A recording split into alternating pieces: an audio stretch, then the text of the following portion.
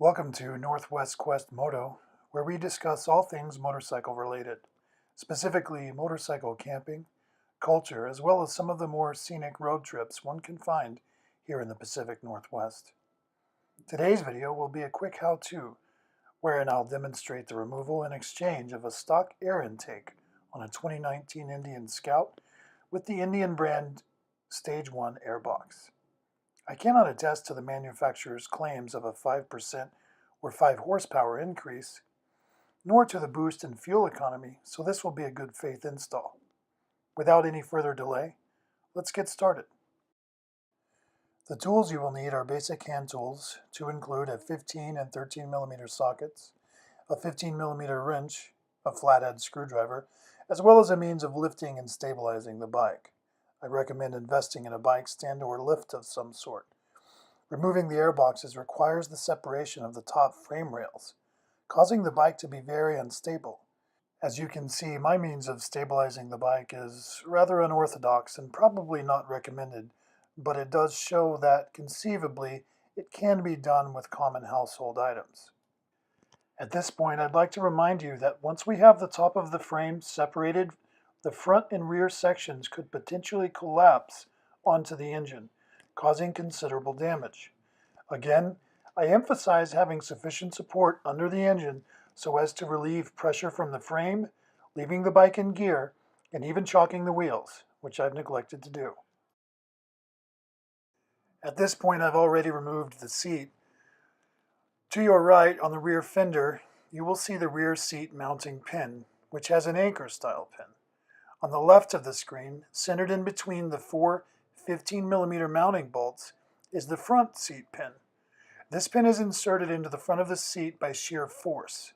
To remove, simply pull up on the front of the seat, and once the front pin is released, slide the seat backwards. Now is a good time to remove the two air hoses which you see just above the fuse box to the rear of the gas tank mounting plate. Now is also a good time to remove those four mounting bolts securing your tank to the bike. And I neglected to mention there's a rubber grommet which you see me handling here. You can just simply pull that out. Now you can see I've loosened the tank by removing the four bolts from the rear of the plate, and I've draped a rag over the right of the engine. The reason for this is at this point we'll remove the quick disconnect fuel line, which is somewhat difficult to access. If you are unable to reach it with your hands, perhaps a couple of screwdrivers would provide the necessary reach and leverage.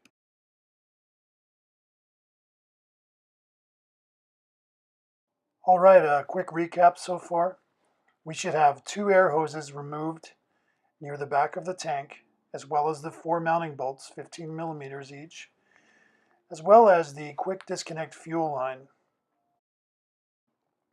Now, with your fuel line, mounting bolts, and two air hoses disconnected, you can lift the rear of the gas tank up slightly, having some manner of soft bracing material on hand in order to wedge between the tank and the frame. Do this slowly and with caution, as you need to reroute the fuel line through the frame, and you have one remaining quick disconnect to access and remove. Underneath the rear of the tank, slightly left of center, there is an electrical disconnect. I am able to support the tank with one arm while using my free hand to locate and release the disconnect. You may want to have some bracing material on hand. All that remains in removing the tank is unhinging the front end, which involves doing exactly that. With your fuel line pulled through the center, the electrical and air lines removed, begin to lift slowly up on the rear of the tank, and then find a pressure point that allows you to pull upwards and to the rear. You will encounter some resistance, but it is likely from the rubber and plastic surrounding the airbox. Don't lift too much prematurely, as you could risk butting the tank against frame bolts or the speedometer, resulting in scratched paint. Try wiggling up and back some, then side to side, being as gentle as you can. Be patient, as it could take some getting used to.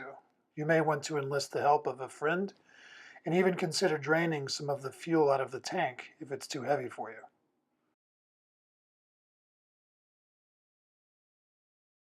Now, with the tank removed, you'll see the electrical sensor connection as well as the exposed airbox and the top frame rails, which we're going to remove next.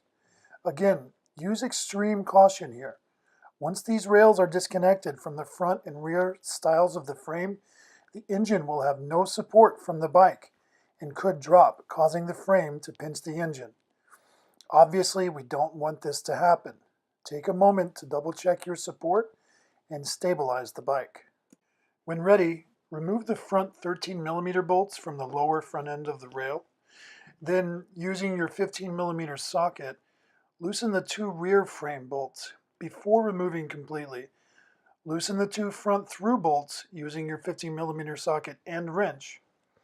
Take a moment to assess the bike and notice any shifting in its weight or position. I find it best to loosen one rail, then the other, before removing either side completely. Take any precautions necessary to prevent the bike from falling over, collapsing, or rolling, as you could be seriously injured and cause considerable damage to your bike. With the frame rails removed, you may want to cut the zip ties holding them to some of the lines on the bike.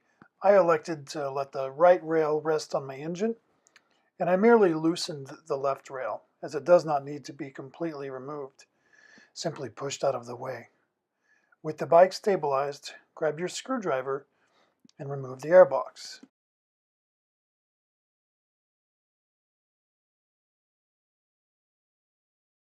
To do so, simply loosen the hose clamp on the front of the intake, then pull the rear of the box off of the throttle body. It's a tight fit, so be cognizant of that. Careful not to pull the bike over or cause it to roll. Also remember to pull the two air hoses from the bottom right of the throttle body under the airbox. In my case, they came off as I pulled the box out.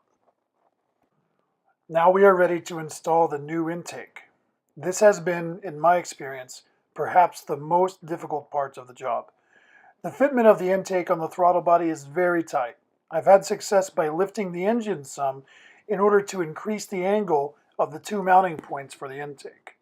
To clarify, the front rubber neck only gives you the slightest amount of flexibility, and you do not want to stress any gaskets or seals where the throttle body is mounted to the engine block, so keep them wiggling to a minimum. Try to get the front end inserted into the nose of the frame, then working the throttle body end from the front and pulling down to seal the rear of the throttle body.